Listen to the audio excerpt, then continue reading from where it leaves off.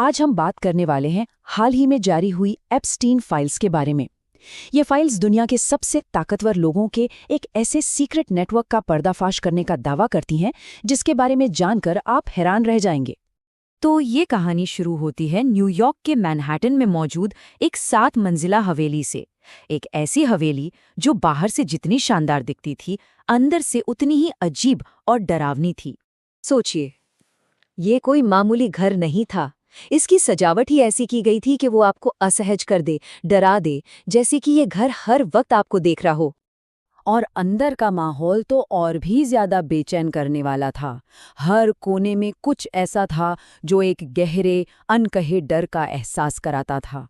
और सबसे बड़ी बात, ये पूरा घर कैमरों के जाल से घिरा हुआ था। बेडरूम से लेकर बाथरूम तक हर पल, हर हरकत रिकॉर्ड हो रही थी।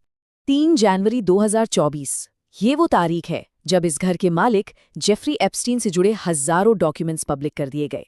और इसके बाद तो जैसे पूरी दुनिया में भूचाल आ गया।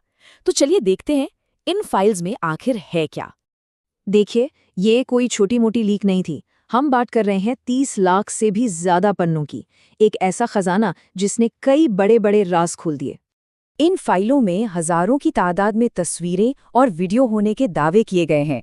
साथ ही दुनिया के सबसे बड़े राष्ट्रपतियों, राजकुमारों और अरबपतियों के नाम हैं। और हैं उन पीड़ितों की दर्दनाक कहानियां जिनकी वजह से आज दुनिया के कम से कम 10 देशों में जांच चल रही है।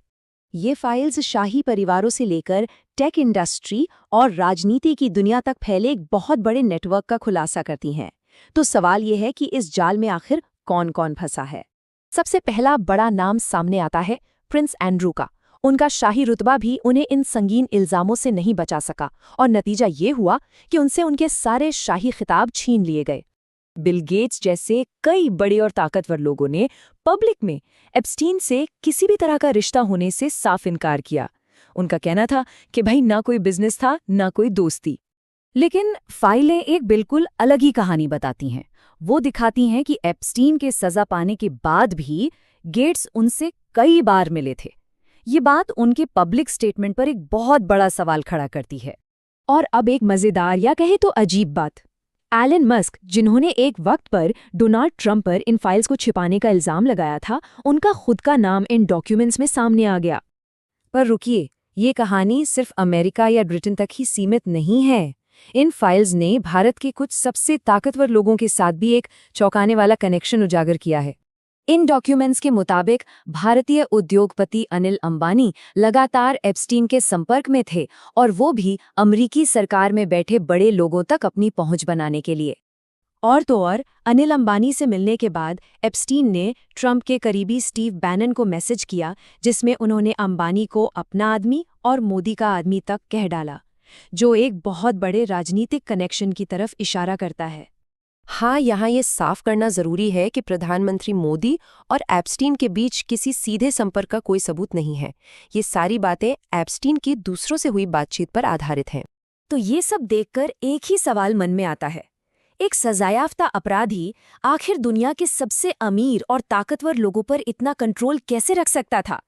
इसका जवाब एक थ्योरी में छिपा हो सकता है, और वो है ब्लैकमेल।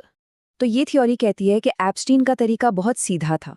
वो ताकतवर लोगों को अपने घर बुलाता था, छिपे हुए कैमरों से उन्हें रिकॉर्ड करता था, और फिर उन रिकॉर्डिंग्स का इस्तेमाल उन्हें ब्लैकमेल करने और अपना काम निकलवाने के लिए करता था। और मजे की बात यह है कि ये सिर्फ एक थ्योरी नहीं है। FBI को छापे के दौरान एप्स्टीन के घरों से छिपे हुए कैमरे और नामों के साथ लेबल की हुई सीडी से भरी एक तिजोरी मिली थी, जो इस पूरी कहानी को सच साबित करती नजर आती है। इस नेटवर्क का जाल पूरी दुनिया में फैला था। लाखों पन्नों के सबूत भी सामने आ गए। लेकिन ये कहानी अभी खत्म नहीं हुई है। कई सवाल हैं जिनके जवाब आज भी बाकी हैं। सोचिए, इतनी बड़ी साजिश, इतने बड़े बड़े नाम और सजा पाने वाला इंसान सिर्फ एक, एप्स्टीन की सहयोगी गिस्लीन मैक्सवेल, सिर्फ एक। और सबसे बड़ा सवाल तो खुद जेफरी एप्स्टीन की मौत पर है। उस पर मुकदमा चलता उससे पहले ही वो जेल में मरा हुआ पाया गया। आधिकारिक तौर पर इसे आत्महत्या कहा गया, पर क्या सच में ये एक आत्महत्या थी? जब इतने सारे ताकतवर लोगों के नाम सामने आए, तो सिर्फ एक इंसान को ही सजा क्यों हुई? ये सवाल हमारे पूरे लीगल सिस्टम पर एक बहुत बड़ा सवालिया निशान लगाता है।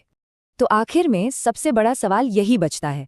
फाइलें तो सामने आ गईं, लेकिन वो राज आज भी राज है कि इस पूरे नेटवर्क को कौन चला रहा था, किसे इससे फायदा हो रहा था, और आखिर ये पूरा सिस्टम बचा किसको रहा है।